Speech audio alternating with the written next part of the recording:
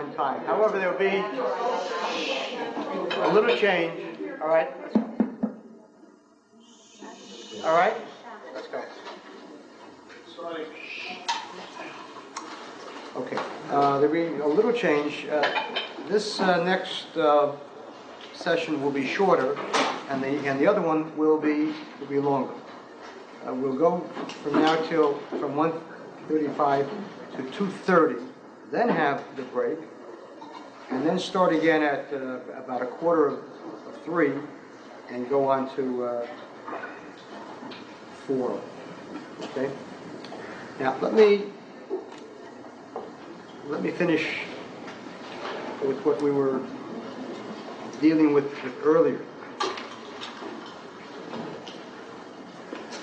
What we had said earlier was that Judaism is a land-centered faith for a reason. For a reason. The reason being that God wished the Jewish people not to be influenced by outside forces, and to create their own state. And Am levadad yishkon, it is a people that shall dwell alone. Isolation is a Jewish concept, not integration. That is not a Jewish concept. Isolation, to be alone, to be separate, and to have a separate growth. A separate growth. You can love Gentiles and respect them. Shalom, good morning. That's that. Now, if that is so, two things follow from it. One, as I had mentioned earlier, it means that Jews are not allowed to live in the Galilee, and they should live in the land of Israel. And secondly, it implies something about non-Jews who live in Israel. And that is, what should the status of non-Jews be in Israel? I just received, where is Shireen? Where's Shireen? Shireen has disappeared. She just gave me a letter to the local Syracuse Jewish paper from an Orthodox rabbi of the young Israel there, who not only who has his share of ignorance, but worst of all, he compounds it with arrogance. The arrogance of ignorance. Shireen, that letter from the newspaper, you have it with you? Just for a second. Let me have it. I think it's an important thing. So, now bear in mind this is an Orthodox rabbi, God help us, and I'm going to read just part of it.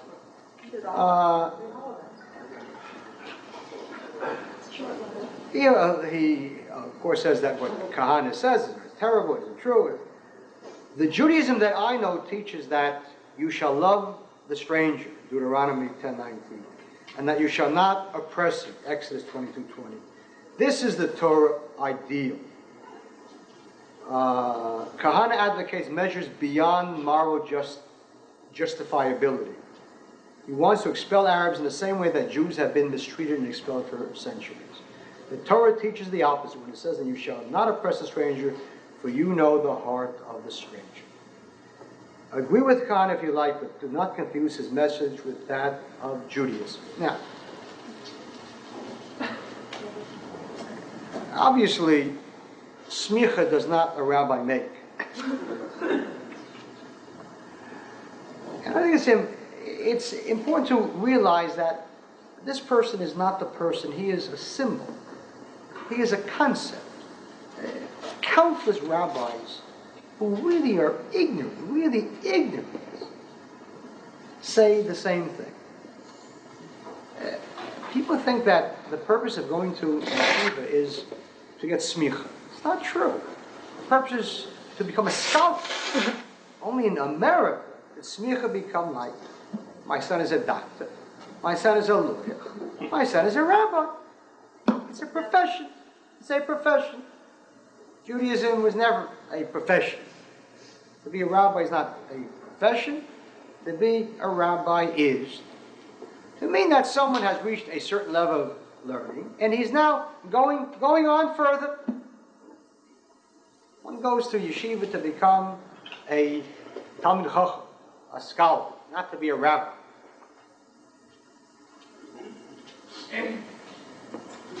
In any case, let's try to understand this in the context of what we were saying. Clearly, when the Torah said that the Jewish people should live in one country and not be influenced by the outside culture, it clearly meant that the Jewish people should have their own state which they control under Torah law. And that obviously means that a non-Jew has no say in what the state is. Now, this person here confuses oppression with equality. First of all, let us understand what the halakha says about the role of the non-Jew and his status.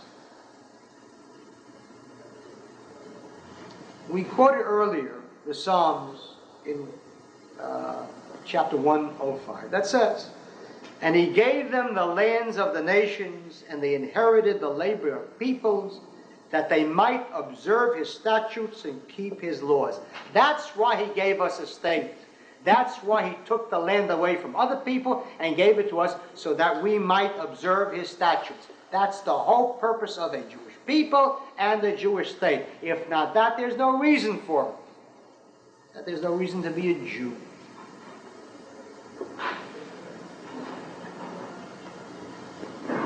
Now, what does that mean? Can you imagine?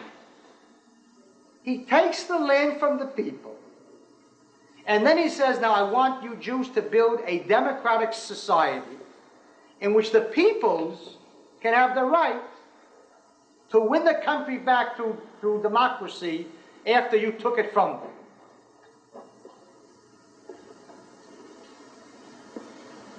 First of all, let's look at the two kinds of non-Jews. The non-Jew who lived there originally before the Jews took it, and the non-Jew who never lived there.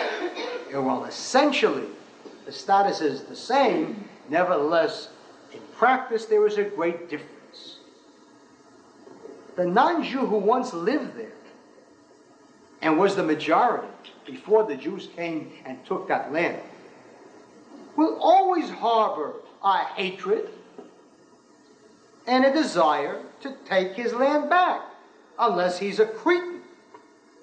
If he's normal, and he believes the land was taken from him, of course he wants the land back. And that's what the Abarbanel, one of the great commentators on the Torah, brings down in Shemot, in Exodus 34. He brings down on the verse which says the following: "Observe thou that which I command thee this day.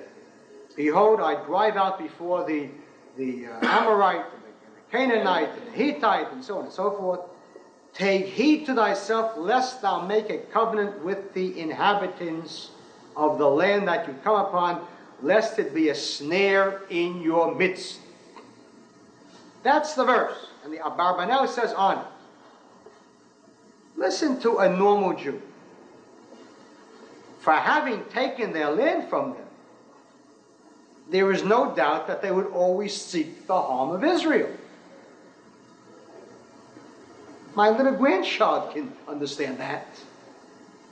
My Syracuse rabbi can't. And he continues, "And that is why the verse says, quote, the land that you come upon, meaning, since you, Israel, came upon the land to take it from its inhabitants, and they are, quote, robbed of it, how will they observe a covenant of love? It will rather be just the opposite, for there will be a snare in your midst, and when there will be a war, they will join your enemies and fight you." What normalcy? What sheer logic? A, B, C. Of course this is normalcy. He understands that. You don't give them rights so that to make it easier for them to take it from you.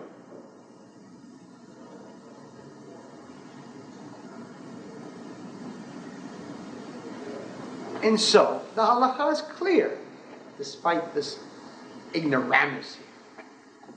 The halakha says that when Joshua went into the land, he sent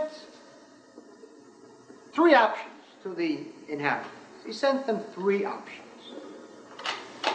And he said, whoever wishes to evacuate, let them evacuate.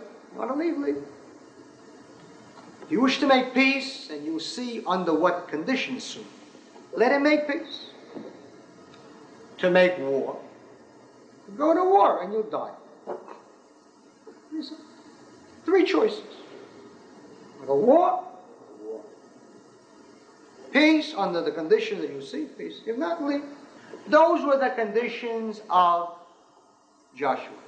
And those conditions are based upon a clear halakha. And it is important that we understand what the halakha says. First of all, the halakha is based upon, as everything else, the original foundation of it is based upon verses in the Chumash, in the Torah. In Parshat Shoftim, chapter 20, in Dvarim, Deuteronomy, it says as follows: Ki tikrav el ir yilachem aleha. When you come nigh onto a city to fight against it, and immediately stop in the middle of the sentence. The rabbis in the Sifri say on this verse, "B'milchemet reshut hakatuv daber." This is speaking about a voluntary war, and I must explain that to you carefully. And hopefully, if you meet this rabbi, you will explain it to him too, since he obviously doesn't know anything. In Judaism, there are two kinds of wars: an obligatory war, one which you must fight, and a voluntary war, one which you may fight. An obligatory war. There are three kinds of such wars. The 7 Canaanite nations. Amalek, and any time that the enemy starts a war with you, any enemy. That's an obligatory war. A voluntary war is if you want to go outside of Israel, for example, and start a war. That's a voluntary war under certain conditions. An obligatory war, there are no conditions. If it falls into that framework, you must go to war, gamal and finish. That's it. Any time, any place, no Sanhedrin, no prophet, you just go out. A voluntary war is more limited, so this is talking about a voluntary war. I mention that carefully because such rabbis of this ilk, not knowing the Sifri, not even knowing Rashi, because Rashi brings it right down there, will say, well, that's talking about the Canaanite nations. Understand that a voluntary war cannot be talking about the Canaanite nation. That is an obligatory war, period. In other words, any kind of war, even a voluntary war. That's what this is talking about. Now I'll continue.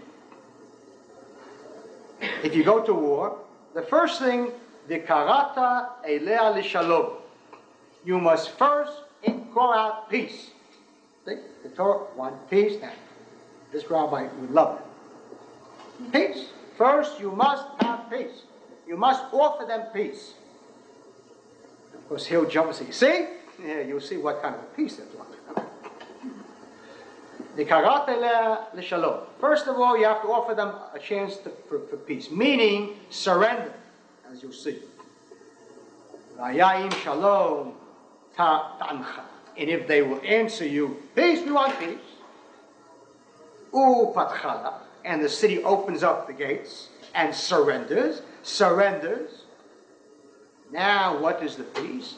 Vayakolam hanimtzava. All the nation that is found in it shall be yulecha lemas v'avaducha. They shall be tribute and servitude. Tribute and servitude. That's the peace. That's peace. Tribute and servitude. That's peace. They're not equal citizens. They don't vote, they don't sit in the Knesset. There's tribute and servitude. The Sifri, the Midrash on this verse says the following. If they said, we accept tribute but not servitude, servitude but not tribute, you do not accept it unless they accept both. No conditions, both, or else war. Now, Maimonides, the Rambam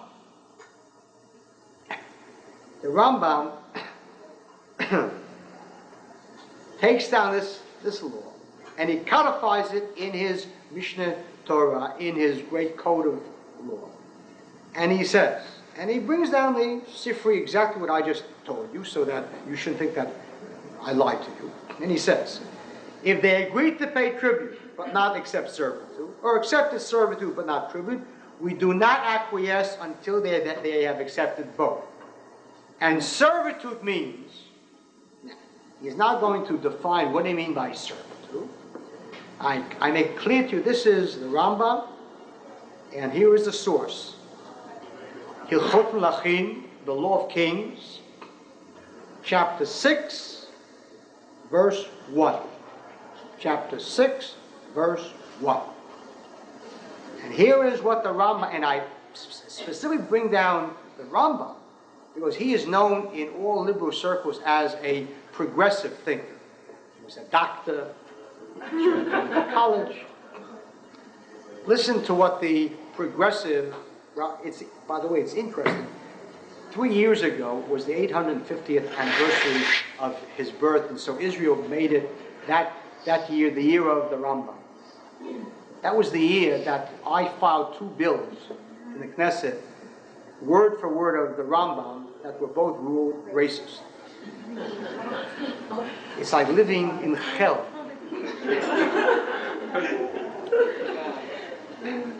And here is what the Rambam, the progressive, says. And servitude means that they shall be humble and low, and not raise their head in Israel. Rather, they shall be subjects under us, and not be appointed to any position over Jews ever. If I had written this, I'll bet that the High Court would go so far as to ban me.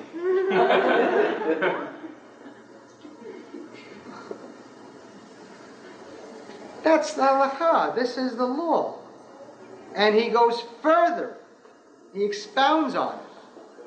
And he expands on it in Hilchot Melachim, Law of Kings, chapter 1, halacha 4. When he says, he brings down the verse in the Torah, in Dvarim chapter 17, which says, thou shalt not place over thyself a stranger who is not of your brethren. It's talking about a king. Thou shalt not place over, it says, Som tasim alecha melech, you shall, which in English is translated as, you shall surely place over you a king, you shall not place over yourself a stranger who is not of your brethren. The Talmud in Yevamot doesn't learn Som Tasim as thou shalt surely, because the Torah is not verses and prose and so on. Som Tasim, they ask the question, why does it say Som Tasim? If you know Hebrew, you can say Tasim, place over me. What is Som Tasim? So they say this means that not only a king, but any authority which you place over you shall only be of your brethren. And Maimonides Rambam brings this down as follows. Not only a king, but the prohibition is for any authority in Israel. Not an officer in the armed forces. Not even a public official in charge of the distribution of water to the fields. And there is no need to mention that a judge or a chieftain shall only be from the midst of the people of Israel. Any authority that you appoint shall only be from the midst of thy people. That is the halakha. That is clear. This ignoramus here doesn't even know that this exists. He probably went to YU, got his smicha in 4 years. I'm nothing against the YU. Let me finish. There are people in the Meir that also would know this either. It isn't only YU. What I said was that there were certain people in YU that go there primarily to learn Torah and also take secular courses. And then there are those that take secular courses and also go there to get smicha and get a job.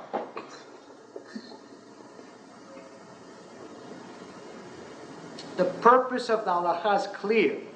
If the whole purpose of God was to tell Jews, don't live in America because their Gentiles will form concepts and cultures, so clearly he doesn't want these same Gentiles in Israel to control the country. And that's why the non-Jew has no share in the country.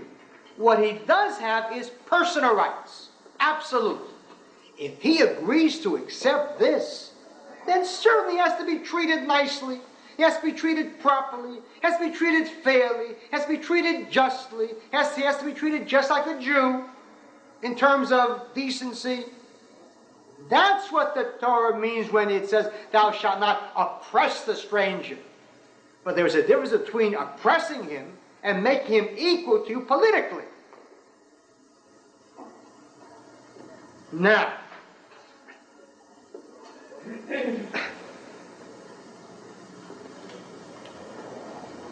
the Talmud brings down this point so strongly that one wonder, I assume that he also never learned this. The rabbis tell us in the Gemara in Sota, page 34, they bring down the following. They bring down the story of how the Jews have now finally reached the Jordan River. Now, you of course know that they are not coming from west to east. They've already conquered the east bank of the Jordan. And now they're moving from east to west.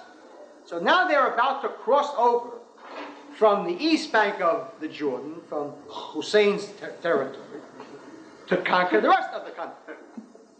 And God performs a miracle. And the Jordan River's waters stop. Now, unlike the splitting of the Red Sea, a sea is not a river.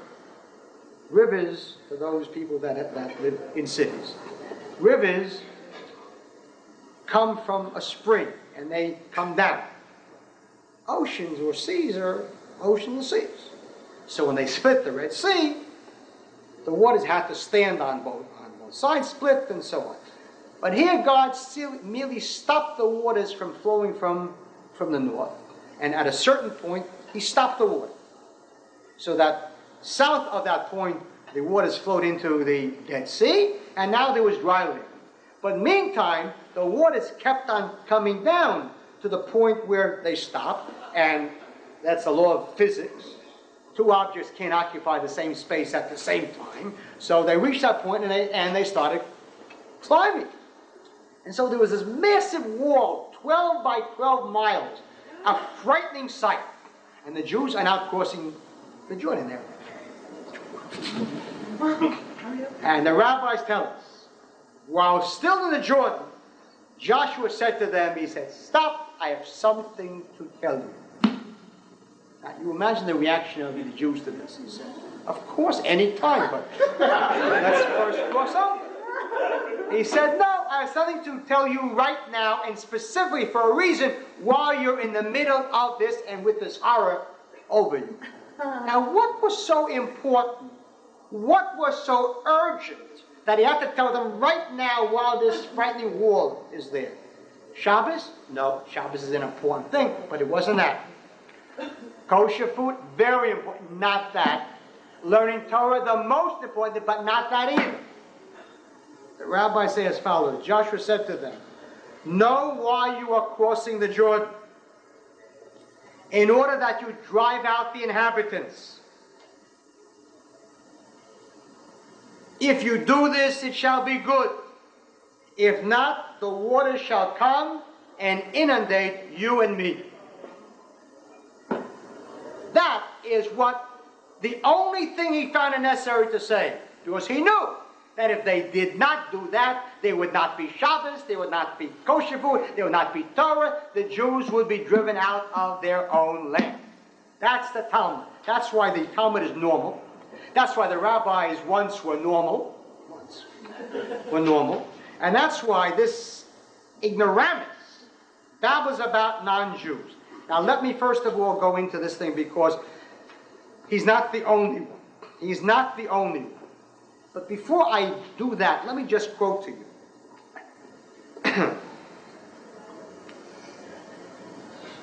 The Chumash in Bamidbar, in Numbers,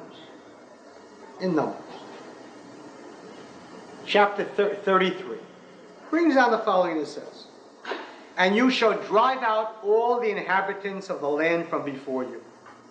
But if you shall not drive out the inhabitants of the land from before you, then it shall come to pass that those which you let remain of them shall be thorns in your eyes and thistles in your sides, and shall torment you in the land wherein you dwell. And it shall be that I will do to you as I thought to do to them." That's the Bible. The commentators on this say the following. First of all, Rashi. "And you shall drive out the inhabitants, and then you shall inherit it. Then you will be able to exist in it. And if you do not, you will not be able to exist in it." That's Rashi. The Sforno. "When you shall," and I use the Hebrew term is liva'eh, to eliminate. "When you shall eliminate the inhabitants of the land," I would never use such a term, I'm telling you what he uses. "When you shall eliminate, kasher tivahu," when you shall eliminate the inhabitants of the land, then you shall be privileged to inherit the land and pass it down to your children. But if you do not eliminate them, even though you will conquer the land, you will not hand it down to your children. So, Orach Chaim, another one of the great commentators. "Not only will they hold that part of the land that you did not possess, Judea, Samaria, and Gaza, but even concerning that part which you did possess and settle in, they will distress you and say, 'Rise and get out.'" It is a pleasure to deal with normal people. That is the greatness of Torah. That is the greatness of rabbis when they were rabbis. And this is the greatness of it. Now it's the concept of the ger. But it says the strange, and brings down, I'll quote you again, it's strange. It says, the Judaism that I know, pity that my 8-year-old grandson can't debate him. Because after I have gotten through with my grandson, he can debate anybody. The Judaism that I know teaches that you shall love the stranger, you shall not oppress the stranger, you shall not oppress the stranger, and so on. First of all, let us understand the Torah was not written in English. Written in Hebrew. It doesn't say stranger, it says ger. And ger is a technical term. Ger means ger. What does ger mean? First of all, even if for a moment we would assume that when it says ger, it means the non-Jewish stranger, that you should not oppress or persecute him. So that would certainly mean that if he accepts these conditions of living in Israel, in which he has no citizenship status, no political status, no national status, then by all means, we have to treat him with decency and with mercy and with respect. And then he should be treated like a Jew on equal terms in social life, in his social, not meeting with him and so on, but in his social benefits, in his economic benefits, in his cultural benefits, of course, by all means, that is the mitzvah. But he isn't a citizen. He's not equal to the Jew so that he can take the country which God said you shall live in isolation and then change it around. But more than that, it doesn't mean the stranger, the non-Jewish stranger. A ger means a non-Jew who converted. That is a ger. A ger is a ger. it is a non-Jew who converted and who is now a Jew.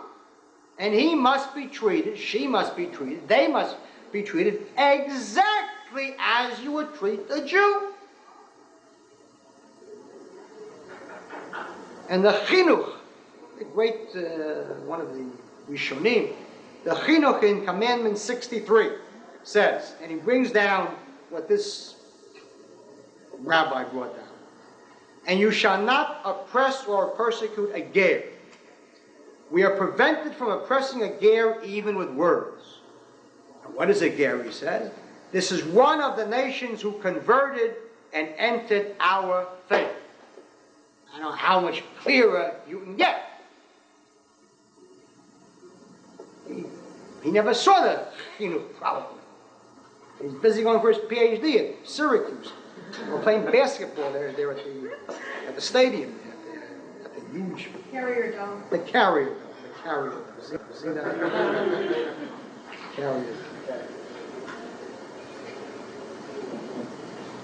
In the Torah Kohanim, in the Medrash, in the Torah Kohanim, 19, on the verse, and if a ger shall live in your land, you shall not oppress him. As an Ezrach citizen of you shall he be. The rabbis say, what does it mean as an Ezrach, as a citizen shall he be? Just as an Ezrach is one who accepted all of the Torah, so is a ger one who accepted all the Torah. I don't know how much more you have to go. It is clear to any child who learns. The problem is this child never learned it. And then they bring down and they say, they'll bring down the following. They'll say, the Bible says, and you shall love the ger, for you are gerim in the land of Egypt. So they say, you see, there is, just as you are a ger, so this, meaning that just as you there were strangers, it's also talking about strangers. The greatest translator of the Bible was Onkelos. Onkelos was a Roman convert to Judaism. He was a convert. So listen to how he translates this, and you shall love the ger, for you are gerim. There were two, in this verse, there are two words ger and gerim. He uses two different words in Aramaic. One for ger and one for gerim. And he says as follows. He says, and you shall love the giora, meaning in Aramaic, convert to Judaism. But when in translating for gerim, he doesn't use the word giora, but he says, for you are dayarim, you are residents in the land of Egypt. If any ger had a vested interest in having any kind of a stranger being treated properly, it was Onkelos who was a convert. And yet he, the truth of the matter was, he said, you are speaking here of two kinds of gerim. One is a giora and one is a dayar. You shall treat the giora, the convert, properly, because you were dayarim, you were residents in the land of Egypt. And the final proof is,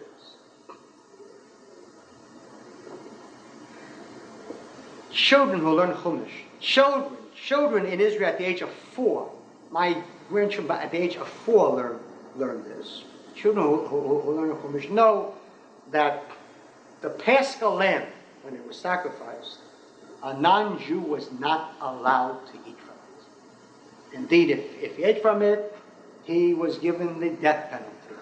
Because the Paschal lamb is the symbol of Jewish freedom. No non-Jew is allowed to eat from it. That's a clear rule. Now,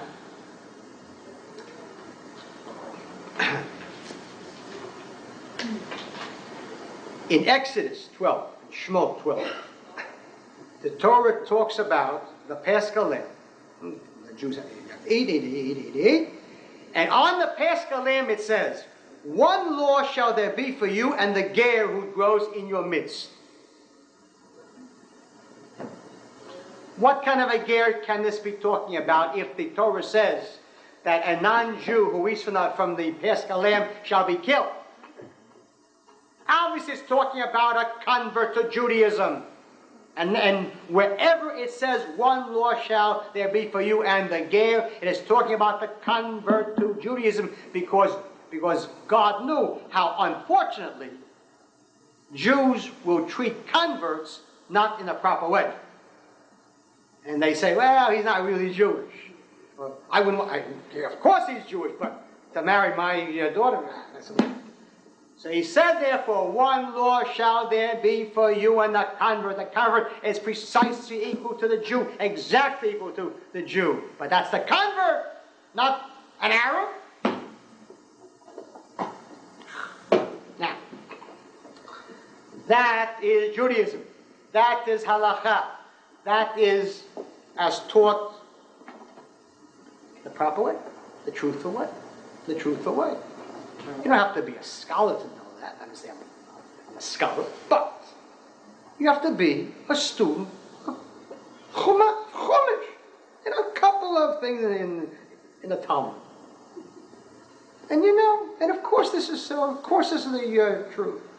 The tragedy is that this rabbi here has great problems, probably, with Judaism.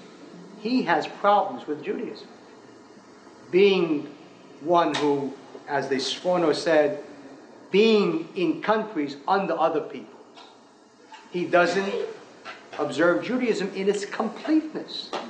So he has problems with that. Because he has problems with anything which is not democracy. He's not ready to accept the fact that Western democracy is not Judaism. He goes against Judaism. So we have to be very, very careful not to be ashamed of it.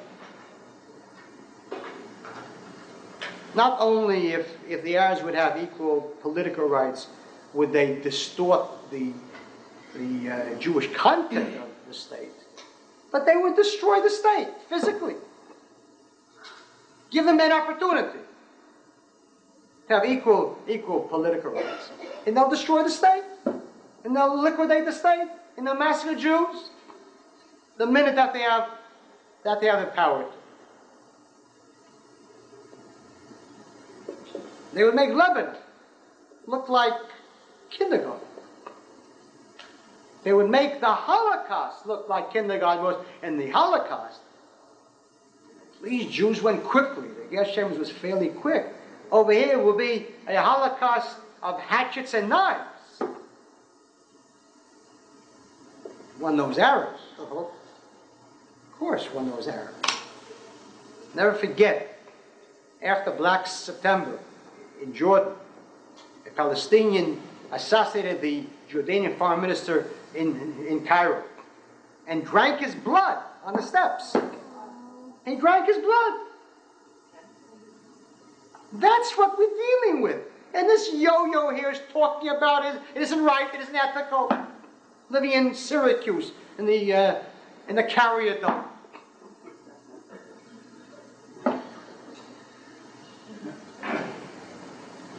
That's the Jew and the non-Jew. That is what we are talking about. Now, to sum up this whole thing before the break, and let me just sum up, and then we'll take questions and answers on this. Then we'll have the break, the mincha and so on. And then we'll have the next session will be on Kach, what it is doing here, Israel, where it is going, and then questions and answers again. To sum up this whole thing that we had. The Jewish people is a chosen people, chosen by God at Mount Sinai, where he appeared to the entire nation, every man, woman, and child who saw it, and made a covenant permanently with the Jewish people. That they should be a people that follows his laws, and that they should be a holy nation. And if they will be that, it will be good. If not, it will be bad. God is not some kind of a Santa Claus. Don't worry, it'll be good. The Santa Claus. There's punishment. There's a reward, there is punishment too. There's punishment too. There is evil in this world, and one has to hate evil. And at the next seminar, please God, whenever that is, we'll go into this whole concept of all these concepts, these crazy liberal concepts of what is right and what is wrong. In fact, under liberals, nothing is wrong.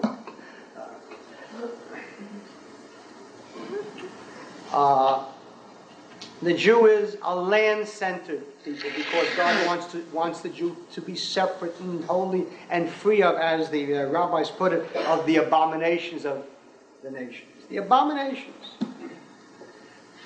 And for that reason, therefore, the Jews should all live in Israel, and for that reason, non-Jews who want to live there must be limited to their personal rights and no political and no national rights.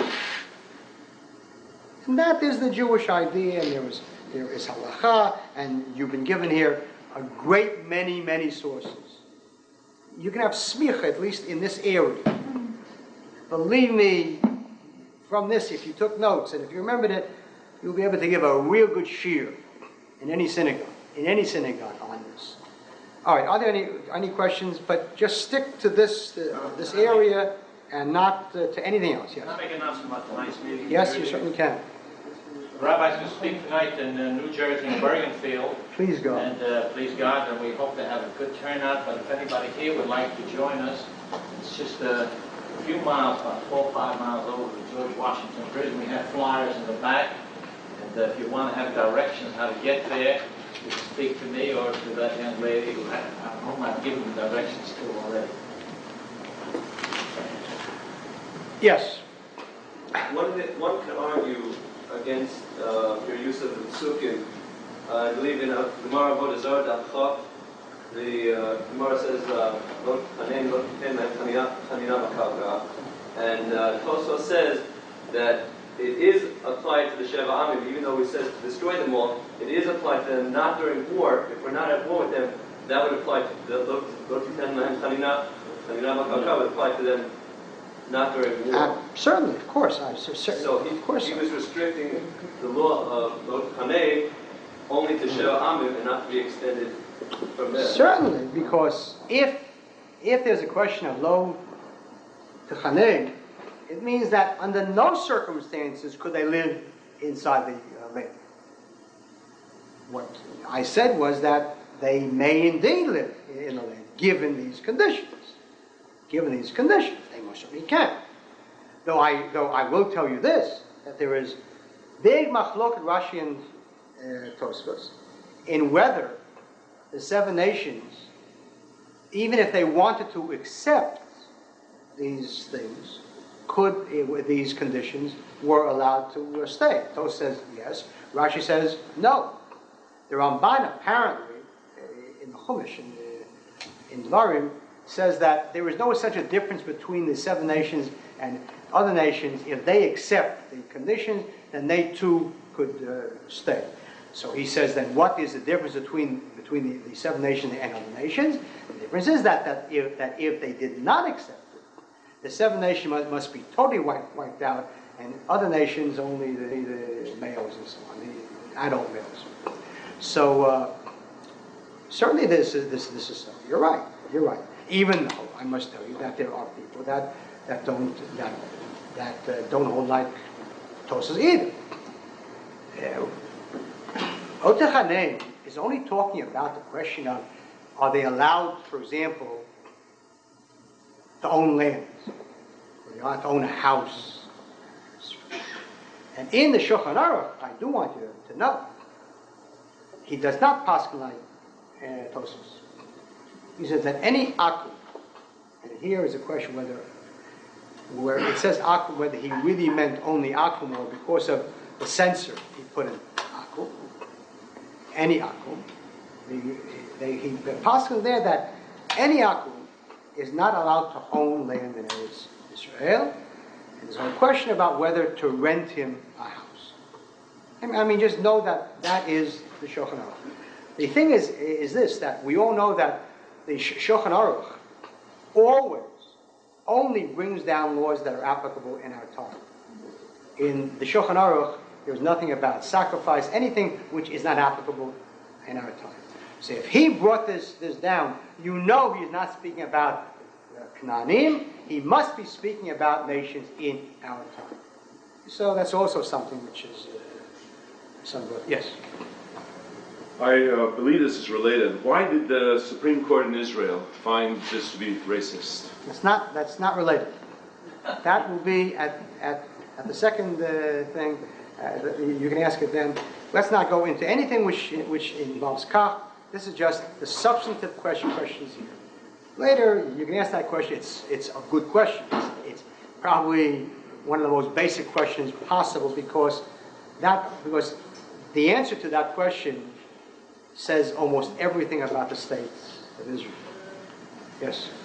In the book of Joshua, don't we learn that that Joshua accepted part of one of the nations? Yes. To basically, and he even went to war to protect them. He accepted them as permanent slaves. As permanent slaves. And they agreed to that. They had very little choice. Right, it was either death or they agreed. That's right. They had very little choice. I mean, he was a great salesman. Great pitcher. Very little choice. Yes. Yeah. If I give these arguments to people in defense of the policy of transferring the Arabs, they can say to me, well, that's very easy for you to say from New York because you're not going to have to suffer the consequences. Tell him I'm speaking for Kahane. And he's there. That's okay. You say, I'm telling you what Kahane says, okay? And he's there. And his children are there and his grandchildren are there. And tell him, you're right. I'm not there.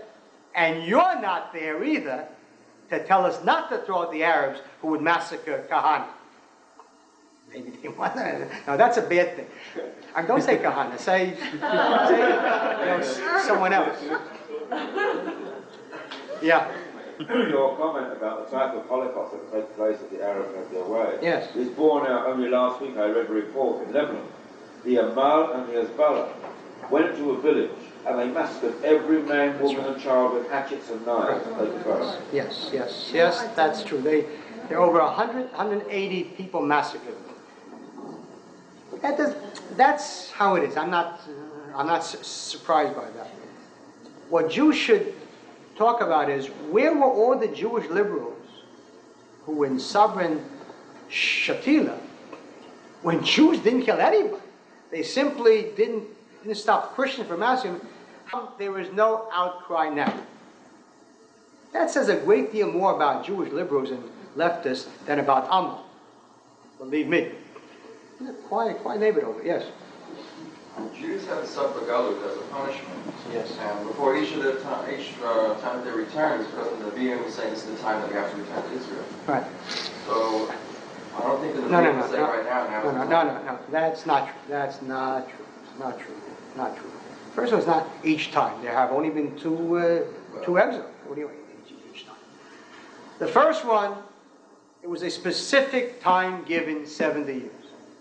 And that's what it says in Yirmiyahu.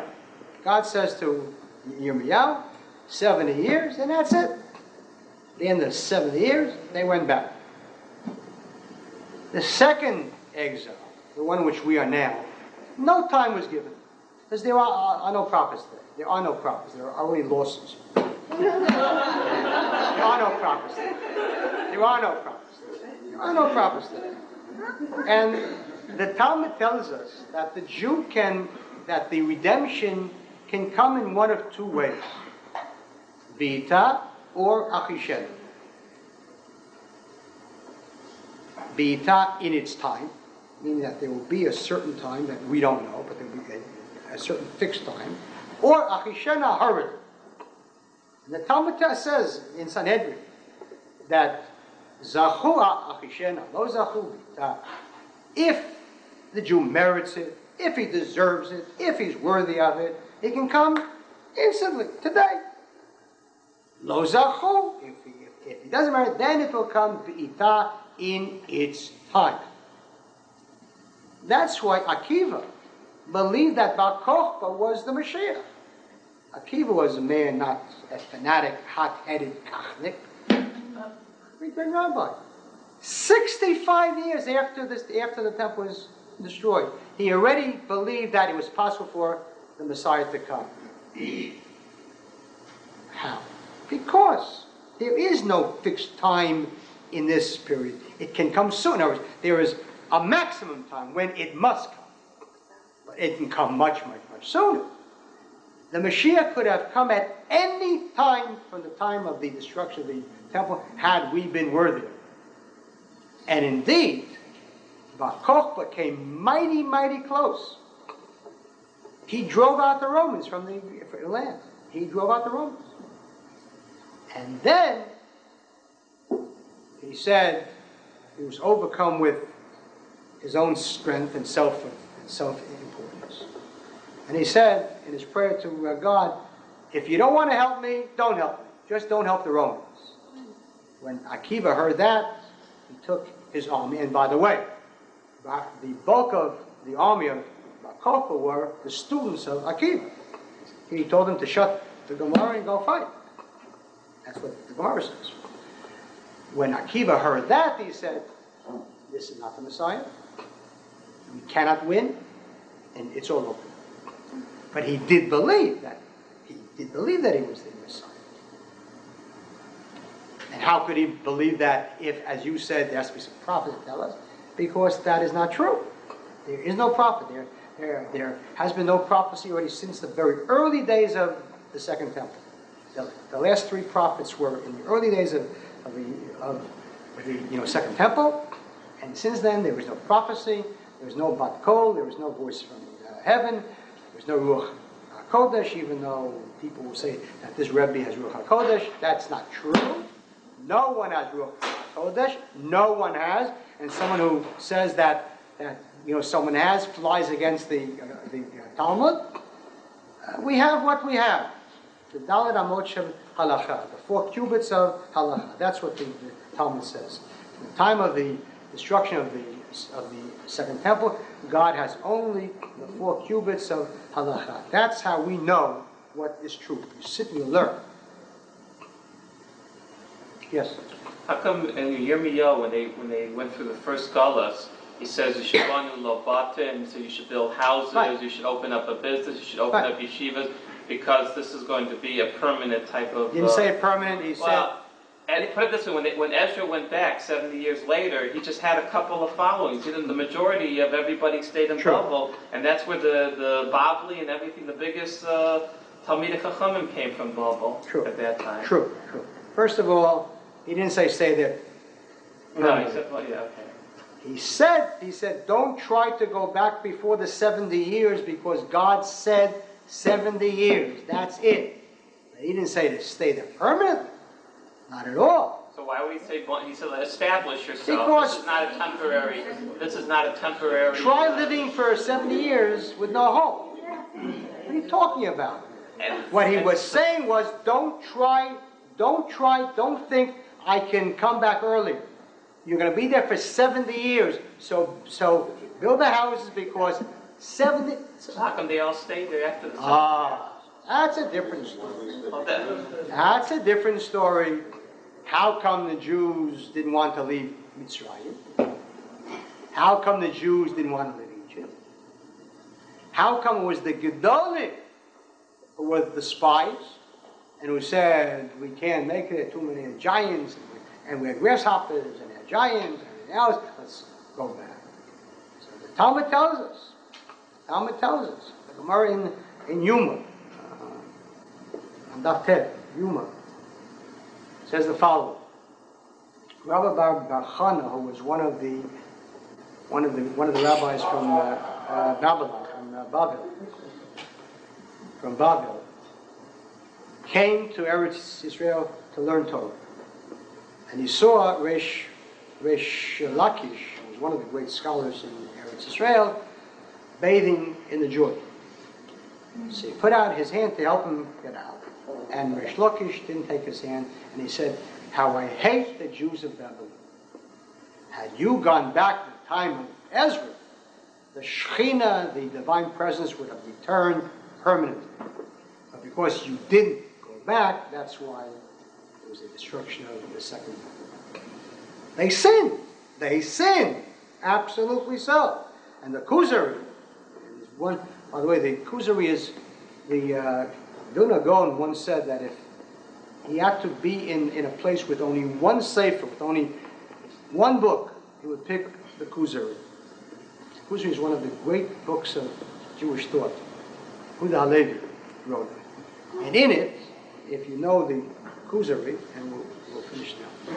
And Kuzari, the story of the Kuzari, in the Middle Ages, there was a nation called the Khuzarim, the Khazars, who lived in what is now the Crimea in the Soviet Union. And the king apparently was a philosopher king. And they were a pagan people. And he wasn't happy with paganism. So he invited representatives of Christianity, Islam, and Judaism to come to his courts. And he asked them questions. And he was impressed by the Jews, and he converted the entire people, the whole nation, converted to Judaism. The kingdom was eventually captured by the Russians, and most of them were either killed or scattered. Though undoubtedly many of them fled to what is now Eastern Europe, and many Jews are descended of them. They were Jewish. Yehuda Halevi decided to take this story and make an historical fiction of philosophy. And he put the king and the rabbi. The king would ask questions and the rabbi would answer. And of course, in effect, he was posing questions about Judaism and answering through the rabbi's mouth. And obviously, each question, the rabbi bats home run. Oh, it's like batting practice. Question, bingo. Until one question he puts into the king's mouth. He has just finished praising the land of Israel. And the king turns to him and he says, I see hypocrisy. If Eretz Israel is such a great mitzvah, so how come the Jews don't go there? And Yehuda Halevi puts in the mouth of the rabbi, Hovishhtani Hamelech. You have shamed me, O king. Hovishhtani. It's busha, you have shamed me. You're right. And he then, in essence, quotes this Gemara in Yuma. Had the Jews gone back, the Messiah would have come then, and so on and so on. But they didn't come back. And they preferred to stay in Bavel there, he says, with their homes and their iskehem and their businesses. You're right. They should have come back. The losers came back. But they had plenty of Nevi'im at that time too, who didn't say anything. You don't find not true at all. The Nevi'im was the first of all, was in the court there. First of all, they lived at a time when they couldn't go back yet. He was already old when Mordechai went back, the Gemara tells us. Mordechai went back. Ezra went back. Nehemiah went back. They went back. Obviously, they left behind all these people. You can't simply leave behind Jews. Jews need rabbis. This was the tragedy. This was the tragedy.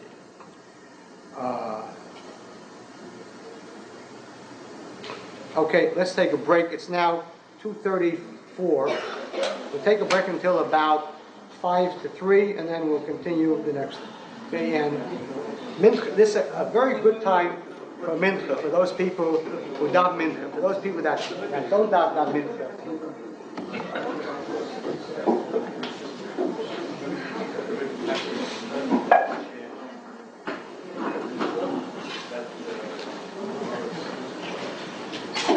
Okay, we have in this next session the general theme will be Kach and what it is doing and what it plans to do, and we'll leave a good amount of time for question and answers.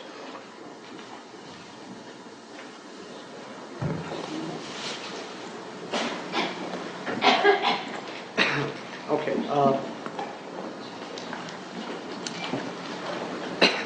clearly, Kach is now at a crossroads. I think let me give you a little background of Kach from the time that it began, because many people really don't know how Kach began and what it underwent.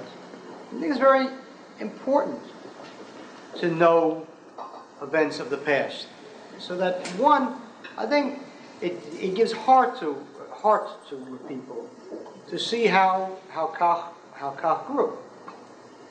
Kach ran for the first time for election in 1973, and at that time we failed by 1,200 votes to get into the Knesset.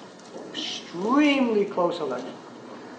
We got 0.9% of the vote when you need 1% to make the Knesset. It was a real heartbreaking thing, and of course, it was stolen from us blind, because we had a total of perhaps 300 poll watchers out of, at that time, 6,000. They stole his blood.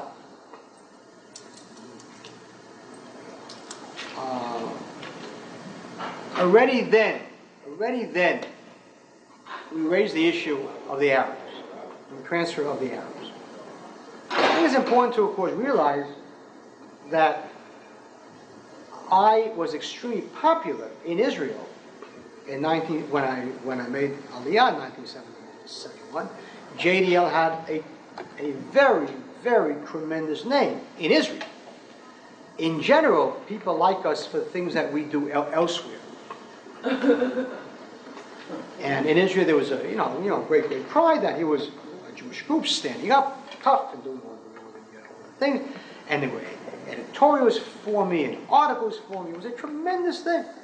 I mean, when I came to Israel, in fact, within 2 weeks, the Likud, which at that time was called Gachal, met with me, and they offered me a safe seat in their list if I were to run. Of course, I said, well, if I ran, would I be allowed to say what I feel? I said, well, there's party discipline, there's a party platform, and you can't just say what you want, which is, of course, true. So I said, okay, I don't want to run. Forget it. I'm not here.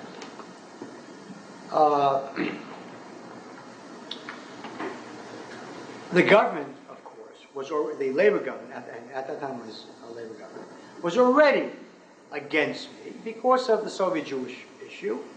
And for whatever their reasons, there was a special cabinet session which condemned the JDL for its violence and so on, which led to a tremendous counter-offensive on the part of many, many people in Israel. In fact, there was a special press conference of some of the leading Soviet Jewish activists at that time, Sperling and Kazakov and other people. And they said at the press conference, and I have the news on it, that the reason why we are in Israel is because of Kahane. Well, naturally so. That's how things were. After the 1973 campaign, I spoke at the University of Haifa. At that time, I was still allowed to speak. And I spoke about the need to remove the Arabs. Well, that's when the first change began. The cabinet held a special meeting to state that I was not speaking for the government. As if I was saying that I was speaking for the government. And I remember that Friday, all the weekend papers come out, of course, Friday there. That Friday, all the papers, I mean, top to bottom, right and left, attacked the idea. I mean, bitterly attacked the idea. Bitterly attacked the idea. It's insanity and so on. It isn't moral, it isn't ethical, it isn't this.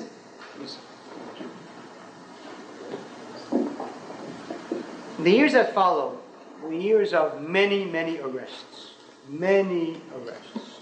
In Israel, they can arrest you for no reason. And you can be held for 48 hours. and then free. Or you can be held for 40 hours and then charged.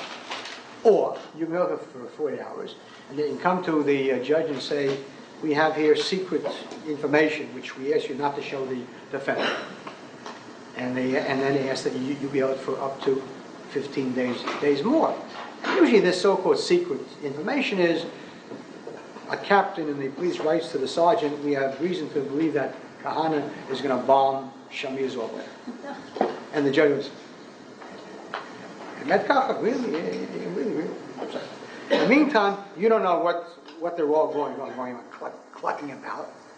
That's weird, because there was no habeas corpus in Israel. There's no habeas corpus. And these were years of, they raided our office, seized our files, I was arrested every 2 weeks, just like that. So I got used to knowing that at 10:30, if I heard footsteps on the stairs, I know that I had a special bag packed. I already learned what one needed in the lockup, and so on. And so that's how the thing went. We had members, but very, very, very few members, because members were afraid. They were afraid to get arrested. A lot of supporters, very, very few members, no money. So in the 1977 election, we ran and were decisively defeated. I mean, we lost. I tell you, it was, when we do things, we do well. We really lost. I mean, it was a pretty stunning defeat. We got about 4,000 votes. It was pretty bad. That was of course the year that Menachem Begin won the election. So that also played a very, very, very great part in our lack of votes. Things got much, much worse, and things oddly enough got worse under Begin. And I was arrested several times, and this time not for the lockup. This time I was arrested once for 5 months, once for 3 months, once for 31 days, and solitary, and so on. And Kach, oddly enough, I mean, we didn't realize it, but Kach was making its impact. It's hard to realize, and therefore, I think from that, when you argue, or when you hand out flyers, or when you do these things, it may appear to you that you're not getting anything. That's not true. That's not true. You have no idea what a flyer does. You have no idea.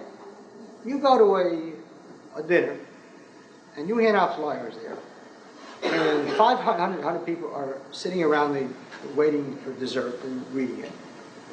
And half of them are thinking to themselves, right, right. They're not going to say it. They're thinking to themselves. And you made an impact here. You have sown a seed. You've sown a seed. Don't think that you have to wait for someone to jump and say, you're right. Not true. People don't do that. People don't do that. People read things carefully and slowly, and they become closet supporters, which is okay. The more people in the closet, the better. And they were difficult times. We kept talking about the Arab issue, and they kept calling us racist and so on. We also were the first ones to seize houses in Hebron. We seized Beit Hadassah in 1976, and I was arrested for that. And then we seized it again in 77, Purim time, and there was gas on us. There was tear gas on us. And we arrested again. And then I was served with an order barring me from Hebron. I wasn't allowed to leave Hebron in 1978, and I tore it up, and I entered Hebron, and I went to jail for 3 months. But in the meantime, things were moving, and we didn't even realize it. Things were moving. Then in 1980, of course, I was arrested for 9 months on administrative arrest, in which there was no charge and there was no trial. And And that was, of course, I must say, a bit of a shock. That was the first time that any Jew had ever been arrested under that kind of order. And that was really a shock. I remember I was surprised. I told the police that came, I said, "There's an arrest. Jewish," and they were shaking. I mean, you could see them shaking by it. In any case, I was there for 9 months in Kelly Romney, in Romney prison. And in the meantime, the Yamit thing began. And we went to Yamit, and Kach made a tremendous name for itself in Yamit. We were the ones there were 48 bunkers there. And we said to the people that were running it and were vowing never to leave, we said, "What are you, crazy? If you stay in the houses, then they're going to come and knock on the houses. Let's go into the bunkers." 48 bunkers. Hard to knock down bunkers. I mean, these were solid walls. Of course, they didn't want to take the bunker, so we seized one bunker. And sure enough, we were the last ones out. We were the last ones. They knocked down everything except this bunker. It took them days they finally drilled this huge hole with a huge drill, like incredible. It was like some dentist drill. Huge drill. And then they pumped water into it. And then they sent in the anti-terror squad, the elite squad, and that was that. But Kach, without our knowing it, was gaining a tremendous name in many ways. One, that these guys are Gvarim, and they're men. In Israel, the greatest compliment is, they're gevers, he's a man. It's a macho country. They're gevers, geverata, you know. So one thing, a gever. And secondly, we got a reputation which in Israel is a rare thing. Honest people. An honest person in Israel is a rarity. Like a Diogenes, one goes around with a lantern looking for an honest man. We had a name as an honest party that simply did not compromise. Anshe Emet, people who were truth, didn't compromise. And that, you'll see, eventually served us in good stead.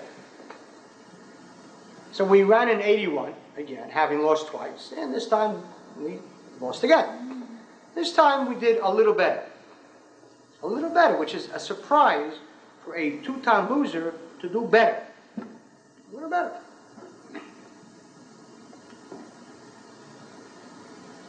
And then finally in 84, we ran and we won. To the shock and the dismay, you had to be in Israel election night to see this. And it was, they were supposed to give the projections, the final projections of the results at 10 p.m. And at 10 p.m., the announcer comes on television, and you see, he really does look pale. I mean, he really looked pale. And he said there will be a slight delay. We're rechecking him. And I said to people, we want to see it. We want to see it. We want to see it. That's why this thing is up. It came on about 20 minutes later, and he really looked sick. The whole list he said, this and this, and at the very end he said, it would appear that Kahane has at least one seat. At least one seat. Now I know we eventually later I knew we had won a second seat for sure, and they robbed that of us too. We only lost by 4,000 for the second seat. And we really didn't have, we had barely 10% of the polling places. Of 8,000, we had only got 800 polling places. Nevertheless, we won a seat. For the next hour on Israel TV, nobody spoke about it. Cool, right? Everybody was babbling about it. It can't be. But indeed, it was. So the lesson from that is, you never stop trying. We were 3-time losers, the 4th time we won.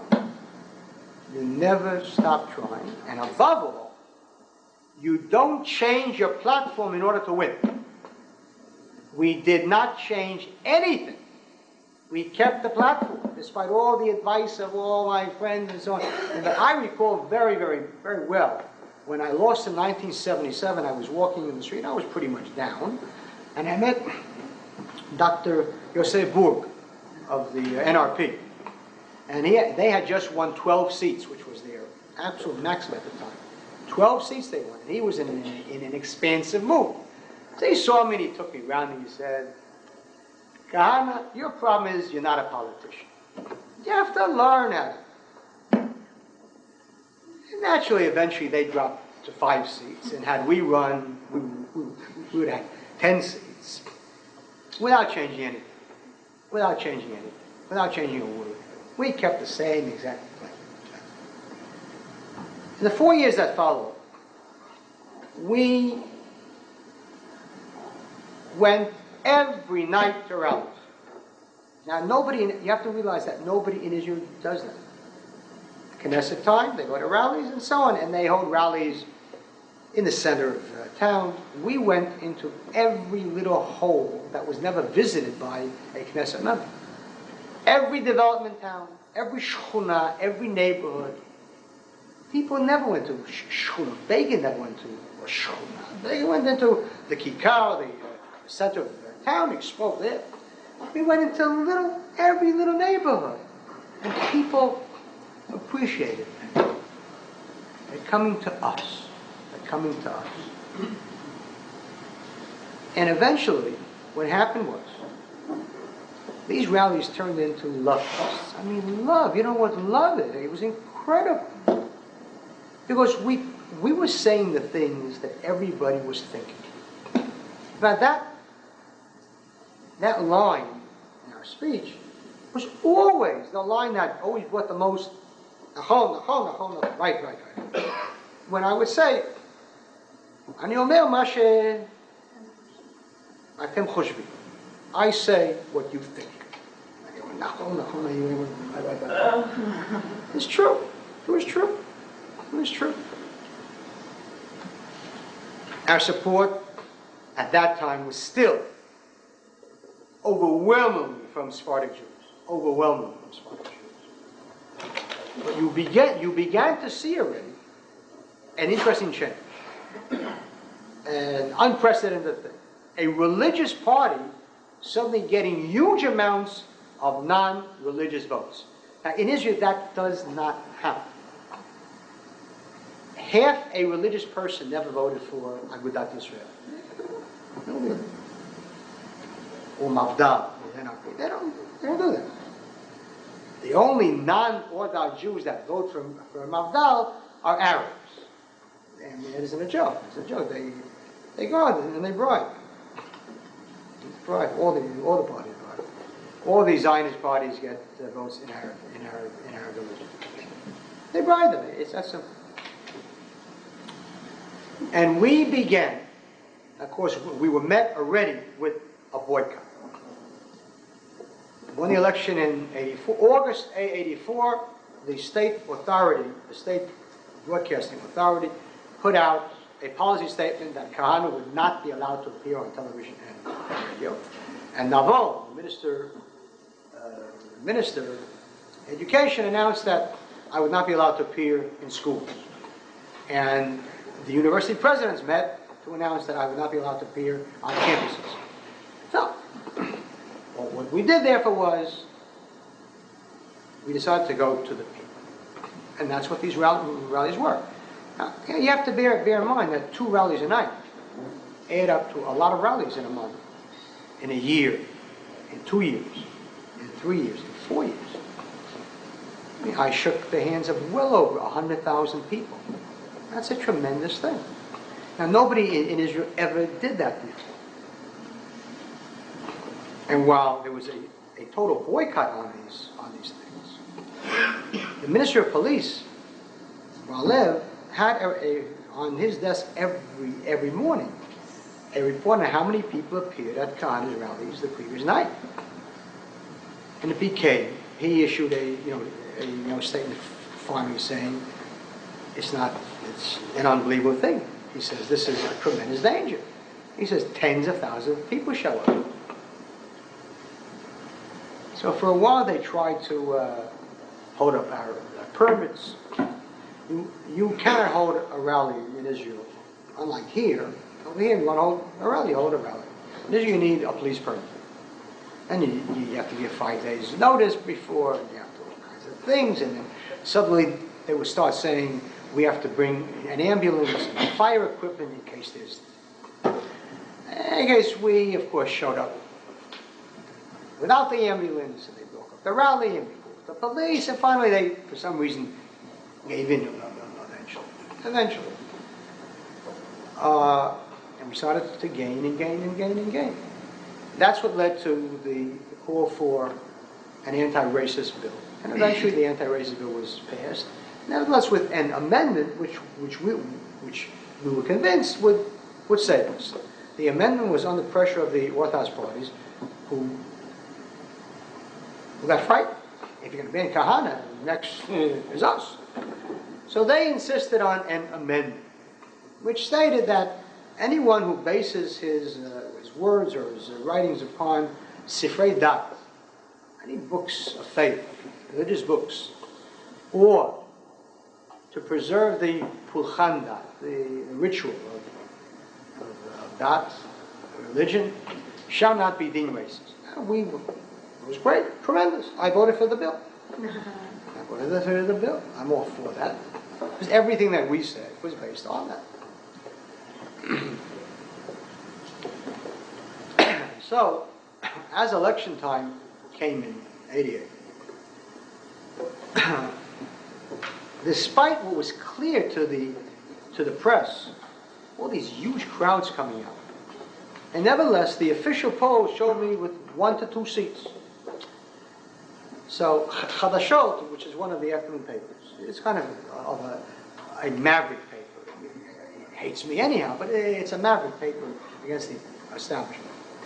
They decided something's wrong here. There's something is wrong here. There's all these people coming out with 1 to 2 seats. There's something wrong here. So they decided not to have polls. They're not going to ask people for whom to vote, because they suspected that on the one hand, people who were going to vote Kach were afraid to tell it to a stranger. You know, and on the other hand, there was some hanky-panky with the actual pollsters. So they decided to do something else. They decided to place an actual ballot box in a different city every single week, and have people vote. There'll be actual ballots of all the parties, and have them vote. This way, nobody sees what. And he said, "Let's see that." And in city after city, whether it was a Likud city, a Labor city, we began to get 8%, 9%, 12%, 15%. And they used to, after every single Friday, they would publish the results. And they'd say, it's a disease. It's spreading everywhere. Stop them quickly. Eventually, after 12 weeks, we were averaging 10.2%. Now that is just a little over 12 seats. 10.2% in their polls. It wasn't a scientific poll. Nevertheless, if you talk about 12 seats, so it's not a scientific poll, so it's 8 seats. In the end, we of course saw that it would have been closer to the 12 seats than the 8 seats. And of course, when we ran, so then a headline story sort of broke that Shamir and Peres had met and decided to get together and ban Kach. Of course, furor and uproar over it. And then they released a poll, a private poll of Likud, which showed us getting 7 seats in their poll. And a private poll of Labor, which showed us getting 8 seats. And among the 8 seats, 3 seats from Labor voters. Panic them. And so it was decided that they would ban us. And I don't want to go into a long story. We were banned. Now, the question was asked before, how could the High Court ban if it was, it says. It says. Sue. Sue. The High Court was determined to ban us. What we were to them was the most dangerous threat to their sanity as Westernized Jews. The most dangerous things imaginable. On the day that they banned us, and they did not ban the pro-PLO party, so people were upset. There's nothing to be, there's nothing strange about that. That party in no way threatened them. That party in no way threatened them. It was a party which, it's a PLO party and so on. We threatened them with our ideology. We were going on talking about the contradiction between Western democracy and Judaism and Zionism and so on. It was a tremendous fear for them. That's why it was a unanimous vote, including one judge who was a religious judge. Menachem Elo, a religious judge, who joined in stating that that some of my bills, which went to ban intermarriage, were similar to the Nuremberg laws. For a religious Jew to say that is unbelievable. We presented some 400 pages of documented sources in Judaism for everything that we said. They didn't even look at it. They didn't even look at it. Because they were determined to ban us because we were a threat to their sanity. To their sanity. To their psychological stability as democratic Jews. As Western culturalized Jews. So that's where we stand. We're banned. The Kahane party was banned from Russia.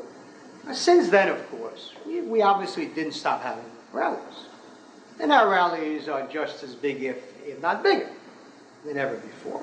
And our support is certainly greater than ever before. Because added to those people that really, really backed us, a large number of people who were really furious at what was done. Really, really angry. So the support is out there. The question arises, what do we intend doing? Do we plan to run again or not to run again? But first of all, before I get into that, I just want to touch briefly on the Kahane project for a second state. And this is, of course, the new flag. This is the flag, and you can see that it was done with a purpose. The menorah is supposed to represent that this state will not only be a state of Jews, but a much more Jewish state. That's Judaism. The lion, of course, is the symbol of Judah. That was the symbol. Every tribe had its own symbol, and the lion was the lion of Judah. And that is the verse in the Torah, Gur al Yehuda, Judah is a young lion. That's the verse from the Torah. And we thought it important to bring on the flag a verse from the Torah, so as to bring it together. Now, a week ago Wednesday, 10 days ago, the first Congress for the Jewish state of Yehuda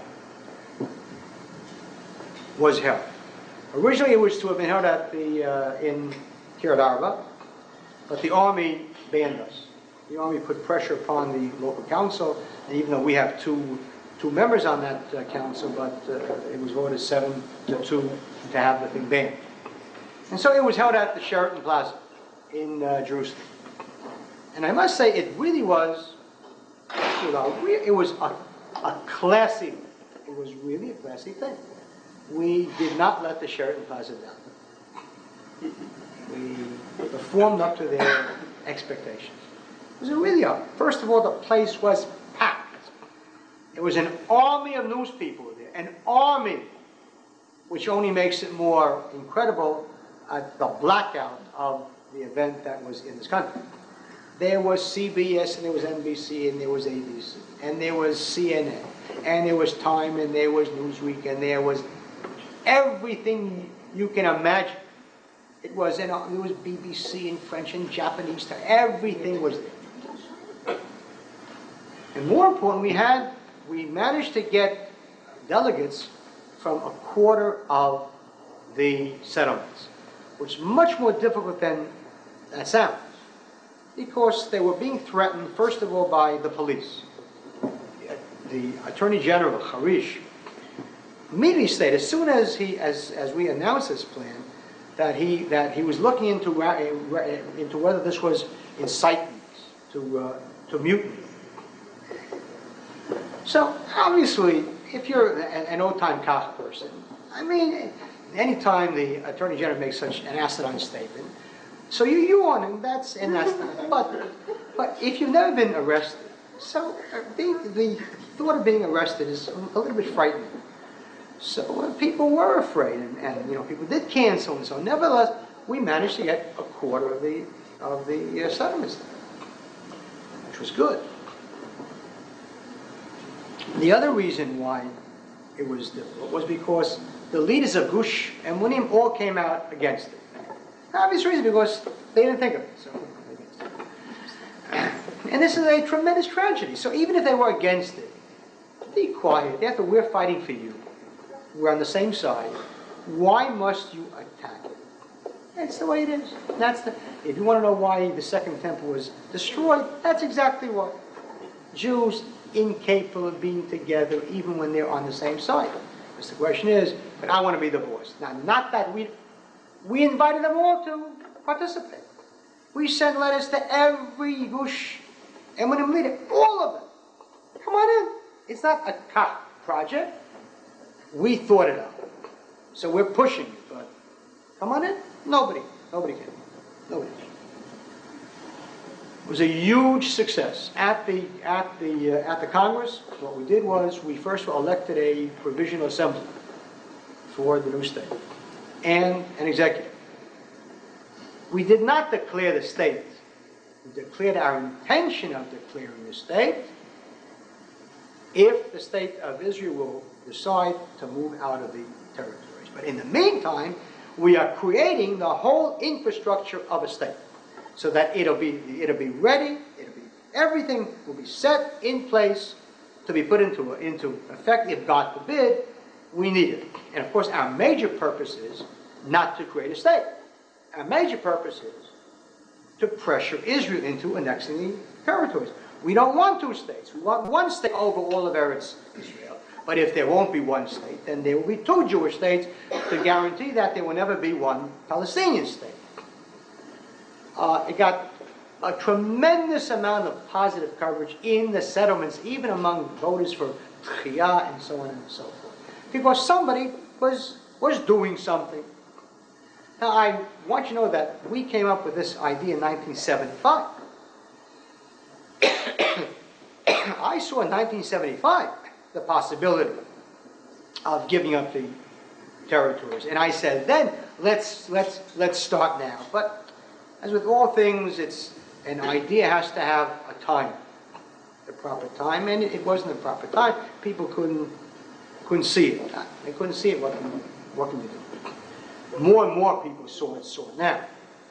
Plus, now there was a Kach movement, and now we had a little money and a lot of people, and so it's come into right now, and from now on.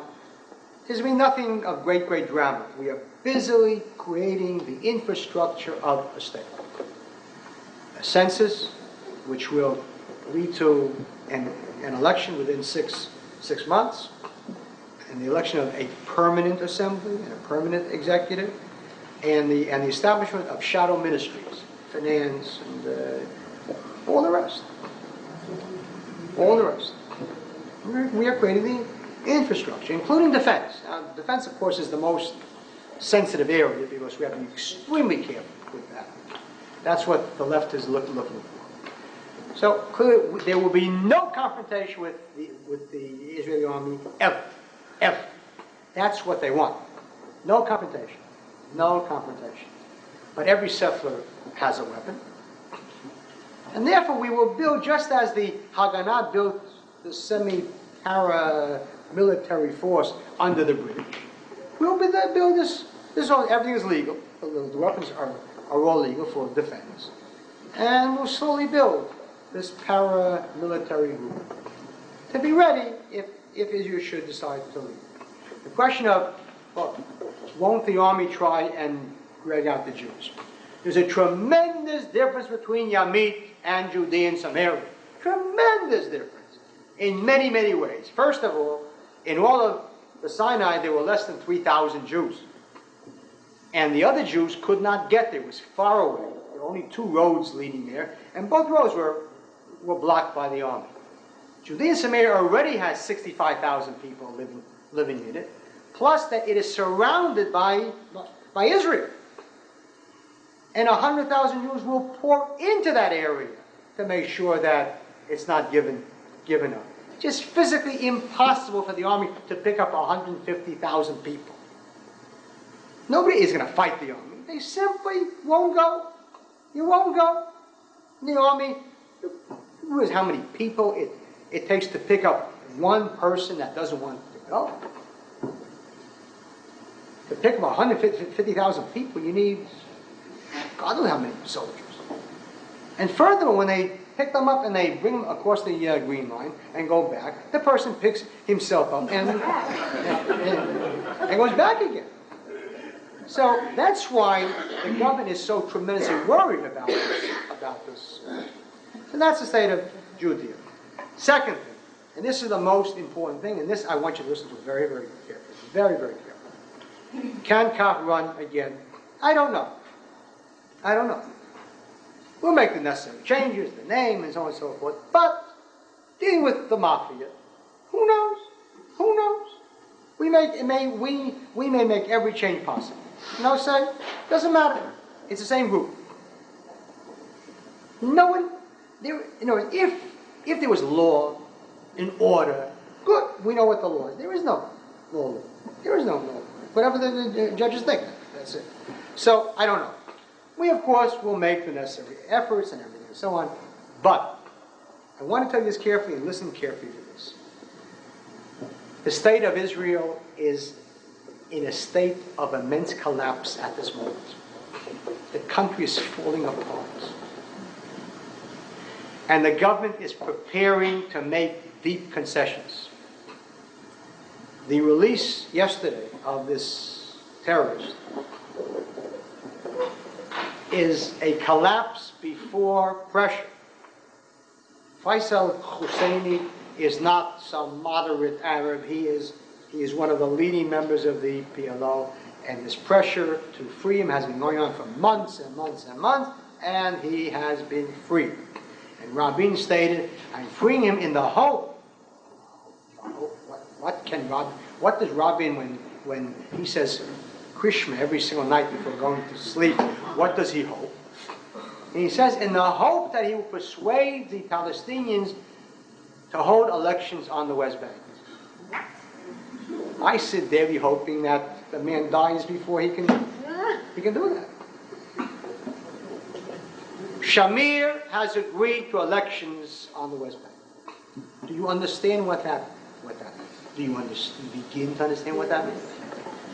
Let's assume that the Arabs will agree to it. And believe me, our only hope now is the Arabs. That they say no. That's our only hope. Our only hope. The only hope of saving the Jewish people is the Arabs. Our only hope. That they'll say no on the question of principle. Hopefully. On the other hand, they may get smart. If they vote, the PLO will sweep every single city. Will sweep every single city. The PLO clearly represents the Palestinians, of course. What will be then, the PLO and the whole world will then get up and say, all right, Israel, you sponsor the election. You allow the election. There were free elections, and the PLO won. The PLO, so you have to speak to them. And these are people who aren't, this is an Arafat, these are people who are indigenous to the territory. What can Shamir say then? What can this little dwarf say? Mind-boggling. He has also agreed already to an international conference under the auspices of the UN. For 3 years, Schultz kept flying to Israel, and Shamir kept sending him back to Mrs. Schultz. No, never, never, never, never, never, never, never. And suddenly, yes. Of course they're giving in. Of course they're giving in.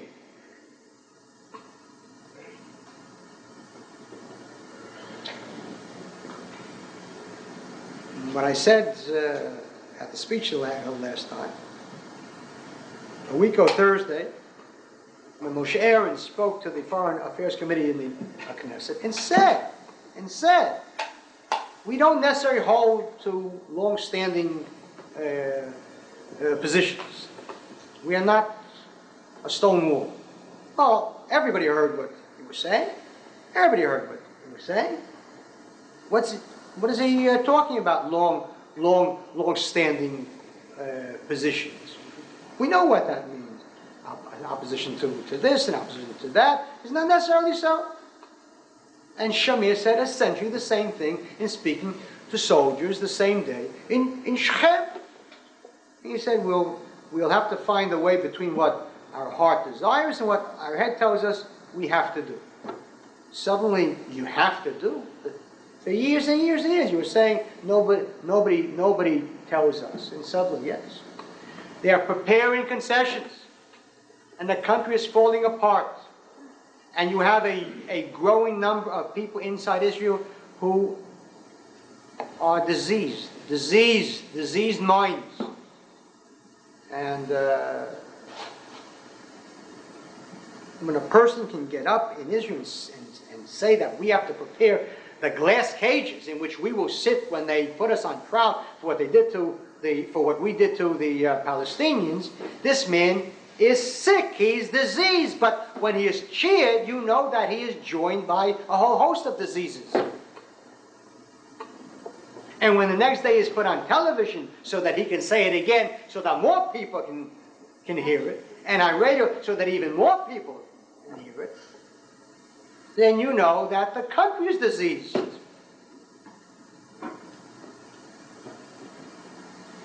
You have a group such as Yesh Gvul, which hands out booklets to soldiers telling them how to avoid the army.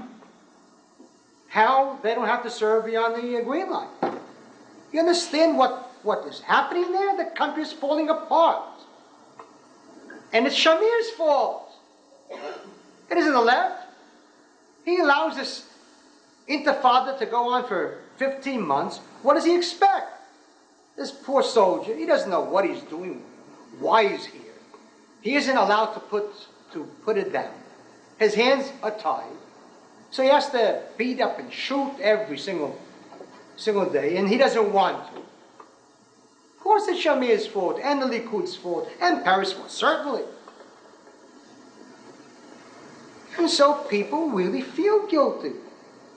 And so that's why more and more people are just dying to run away from Israel. They want to leave Israel. Hundreds of thousands want to leave Israel. They want to get away. They want to flee the country. The country is falling apart.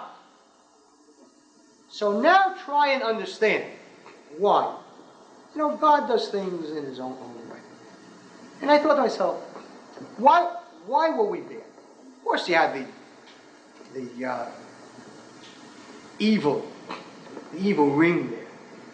Why did God allow us to go there? Maybe we didn't deserve it. That's a reason. But maybe there was a better reason. Think about it carefully. Maybe God saved us from our own delusions and saved us for the Jewish people. What would have happened had we run? We would have won 10 seats, 11 seats, 12 seats. And we would cheer. We were the third largest party in the Knesset. What would have happened next? The Likud and Labor would have gotten together. This time, immediately. Not in 51 days, in 1 day. Stop Kahane. So we would be in the Knesset, 10, 12 seats. frustrated. And they would this time stay together for 4 years. This would be the kind of unhappy wedlock that is really, really locked.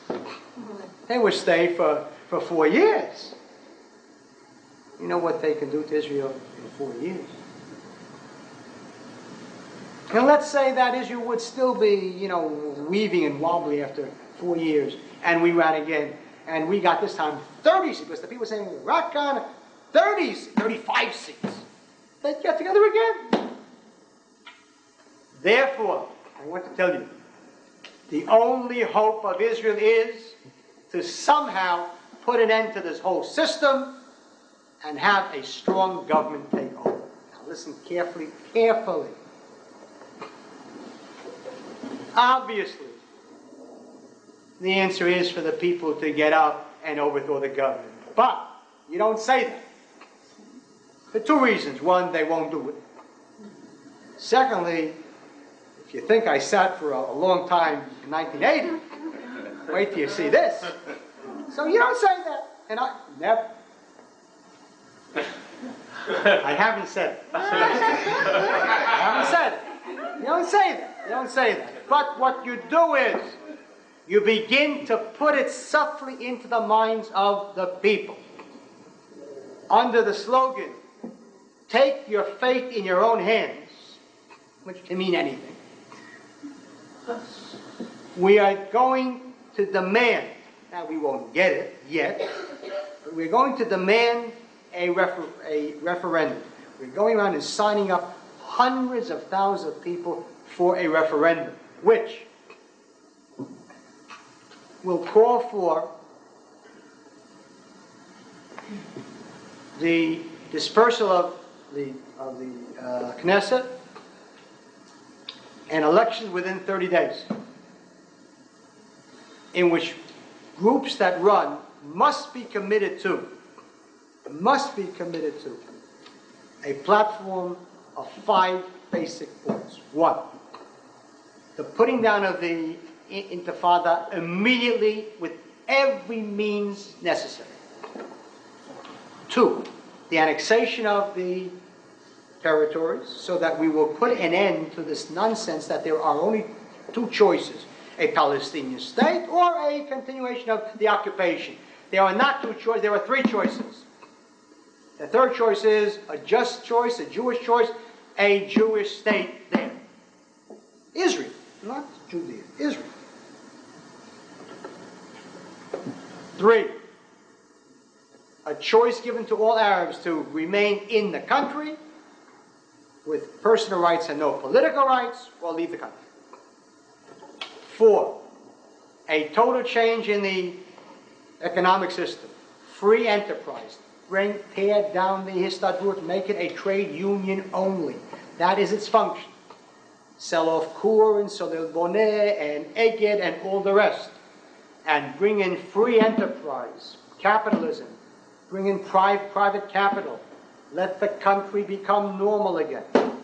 Throw the bureaucrats into the sea one by one. And 5, a basic change in the educational system of Israel, to give young Jews the kind of Jewish pride and Jewish knowledge, Judaism, Zionism, that they lack totally today. Any group that is willing to run and accept those platforms and promise to implement them will run.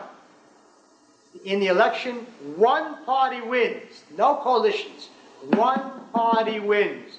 The leading party gets the government, and it gets the government for 4 years. Now, for 4 years, nobody can do whatever you want. 4 years, implement this program. In World War II, 1939 to 1945, 6 years, Britain froze democracy. There were no elections in Great Britain for 6 years. Because there was a crisis, and Churchill said, what kind of election? What are you, crazy? Hitler's bombing, Hitler's this and so on. What kind of elections? 6 years, there were no elections.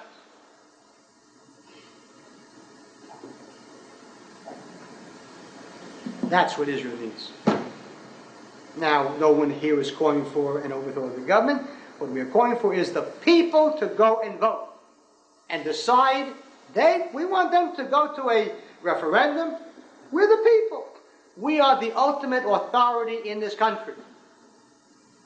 We want to forget the Knesset on this issue. We want to go back to Vermont or Athens. The people are going to vote. No more on this issue. No delegates. No representatives. We personally want to vote on this. If it should go through, well, it'll save Israel. Less than that, nothing is going to save the country. This mafia there has the country by the throat. They'll never let us run. They'll never let us run. In Yediot last week, there was a news item about the Mossad had been planning to shoot me several months ago when I was still running. No question about it. These are people who are capable of doing anything. Anything. They have done it already.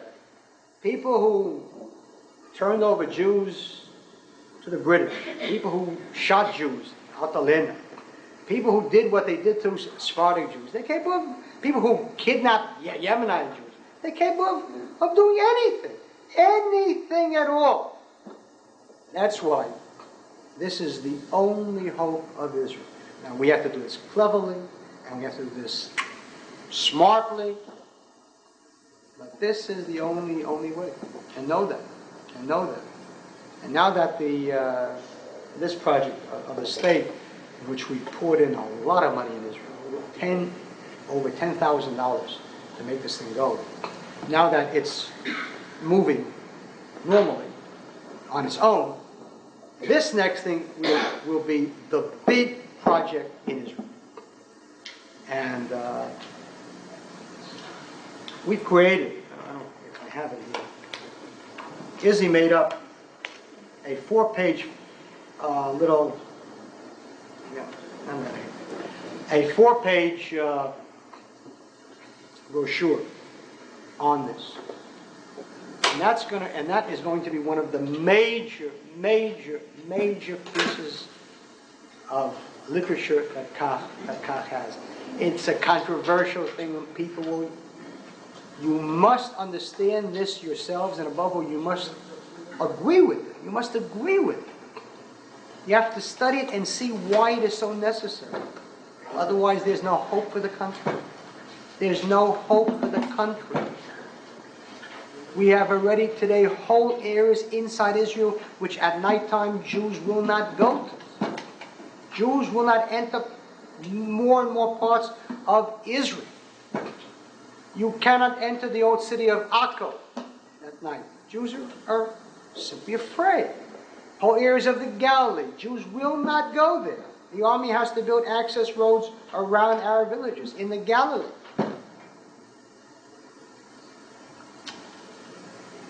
Their confidence grows and grows and grows, and their hatred grows and grows. That is the reality of Israel today. They must be saved from themselves. They must be saved from themselves. So that is the project we have. Okay, now it's 3:54 until 4:30, over 35 minutes. Any question? And now, any question that you want. Yes. Yes, you mentioned that the leaders of Gush Emunim refused to participate in the State of Aliyah project. Yes. It's a well-known fact that Rabbi Tzvi Cook, Zichron Bracha, publicly endorsed you for the Knesset Twice. for re-election. Twice. Twice. Now he was the spiritual head of Gush Emunim. Yes. Wouldn't it be a good idea to publicize the fact that he endorsed you, the Gush Emunim? We publicized it on the anniversary of his death at Merkaz for Rav Kook. He had a big, huge thing. We handed out copies of his letter, saying that Rabbi Kahane should be elected to the Knesset. He is the man that will save the Jewish people, and so on. Twice, plus a picture of Rav Kook and myself in his sukkah. He never took pictures with anybody. Never. And they still wouldn't believe it? They said that he was probably Sena when he did that. Ad kedei kach, as they say in Israel. You have to see the picture. Yes, they said he was Sena. That's the tragedy. That's the tragedy about their own rabbi. About their own rabbi. Yes, yes. It was on the night of December 9/10 that Israel sent a landing force into Lebanon to destroy a certain underground base. Right. And 4 soldiers became detached from the main force because the communication system had broken down. Right. And they left them. And instead of the normal thing of having a detachment remain there to try to get them, they pulled out completely, and then they sent in a massive amount of helicopters completely exposed to Arab fire. Unfortunately, they saved these boys, but it was very strange for doing it that way instead of the normal military way. Dan Shomron, when interviewed, said that he did it for military as well as political reasons. Right. Could you expand on that political reason? I have no idea. I have no idea what he meant. Any more than I have any idea what he meant when he said it's impossible to put down the Intifada. He should have been fired on the spot. I'll put it down in 2 days. What do you mean it's impossible to put down the Intifada? And when he said because it stems from nationalist reasons, he should have not only been fired but put on trial and court-martialed. I don't know. I have no idea why this man is allowed to stay chief of staff, or Mitzna is allowed to stay the head of the Central Command. A man who has made... Mitzna is a man who, during the Lebanese War, after Sabra, Shatila picked himself up and went home to his kibbutz.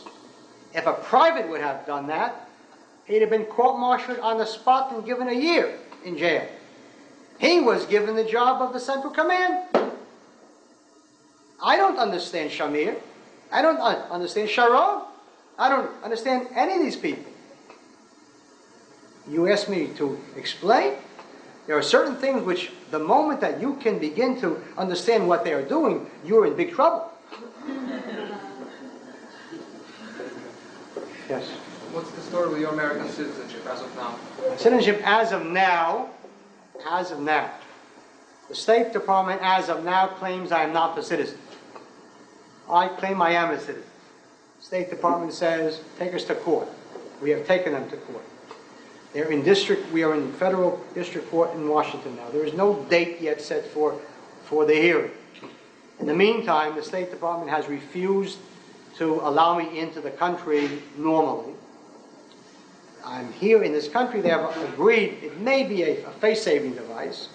I hope it's so, because in that case, I'll get it on a regular basis. I'm here for consultation with my attorneys.